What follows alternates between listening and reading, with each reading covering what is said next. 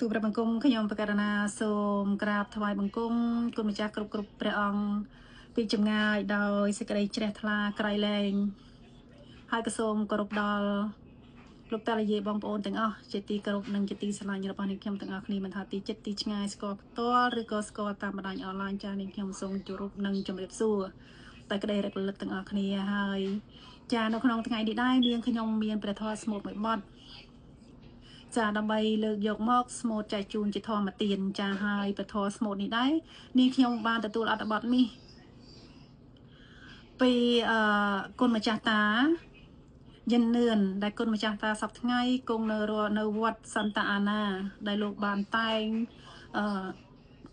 អត្ថបទនេះឡើងមកដោយផ្ទាល់ប្រហោះព្រះអង្គតែម្ដងហើយព្រះអង្គក៏ចង់ឲ្យខ្ញុំកណានាងខ្ញុំលើកយកមកស្មូតចែកជូនជាធម៌ទានចាហើយដូច្នេះហើយនាងខ្ញុំក៏គិតថាថ្ងៃនេះនាងខ្ញុំមានឱកាសល្អដែលអាចធ្វើទៅបានចាហើយនាងខ្ញុំក៏លើកយកមកស្មូតនៅថ្ងៃនេះតែម្ដងហើយម្យ៉ាងទៀតព្រះអង្គចង់បានស្មូតចែកជូនជាធម៌ទាននេះមុននឹងរដូវចូលឆ្នាំថ្មីយើងមកដល់ក្នុងឆ្នាំ2025នេះចាដូច្នេះនាងខ្ញុំមានឱកាសគិតថាពេលនេះខ្ញុំមានឱកាសល្អហើយខ្ញុំក៏ធ្វើតែម្ដងចាហើយដូច្នេះក៏សូមខ្ញុំបកករណានាងខ្ញុំសូមក្រាបនិមន្តគុណម្ចាស់គ្រប់ព្រះអង្គគ្រប់ទិសទីដែលព្រះអង្គតែងតែលើកទឹកចិត្តនៅពធស្មូតដែលនាងខ្ញុំតែងតែធ្វើរៀងរហូតមក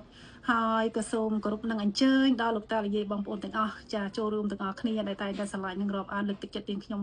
រហូតមកដល់ដូចគ្នាដែរតាំងពីដើមដល់ថ្ងៃនេះដែរចាដូច្នេះក៏សូមគោរពនិងអញ្ជើញចាហើយក៏សូមទោសនៅរាល់កង្វះខ្វះខាតមិនថាជាតាមតួជាអក្សរឬក៏បែបបទទំនុកយ៉ាងណាក៏សូមអខន្តីដល់រូបនាងខ្ញុំនៅកង្វះខ្វះខាតចាខុសឆ្គងទាំងអស់នោះផងដែរចាសូមអរគុណ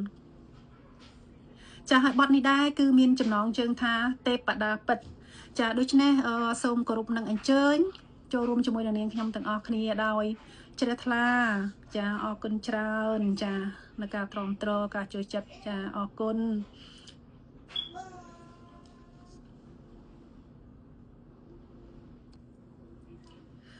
តទួលទេពតាក្នុងឆ្នាំថ្មី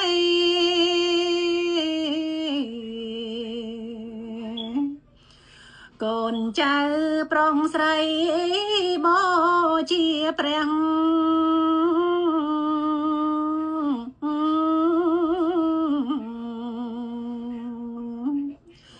ទេពតា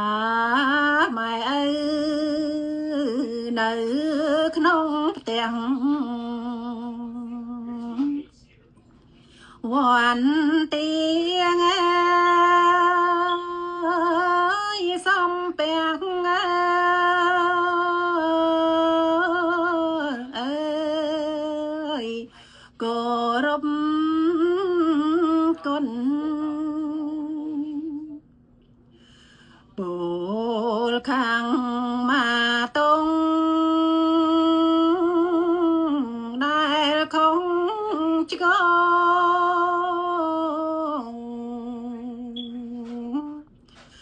ប្រតិបត្តិកន្លងកាលពីមុន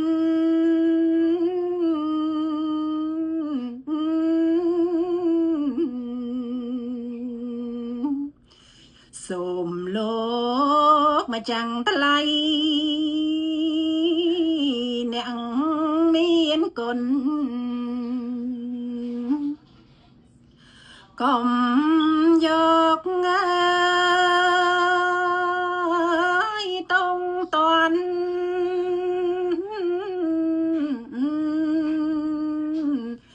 ដល់កូនស្ងួនភ្ងូទឹកដងកាជំរះកាយ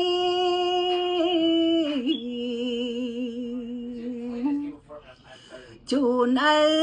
ពុកម្ដាយរបងខ្លួន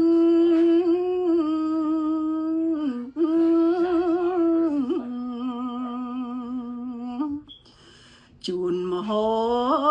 បចំណៃ ใจบุญឲ្យបានណាយសំសួនកូនកាន់តាញូនឹងហើយតទូទេមបដាពិត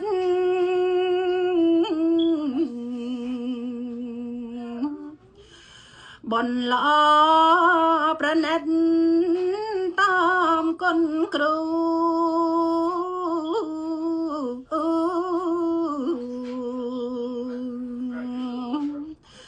បានបនតាន់ភ្នែកមិនចាំយូរនិងជាងគំរូ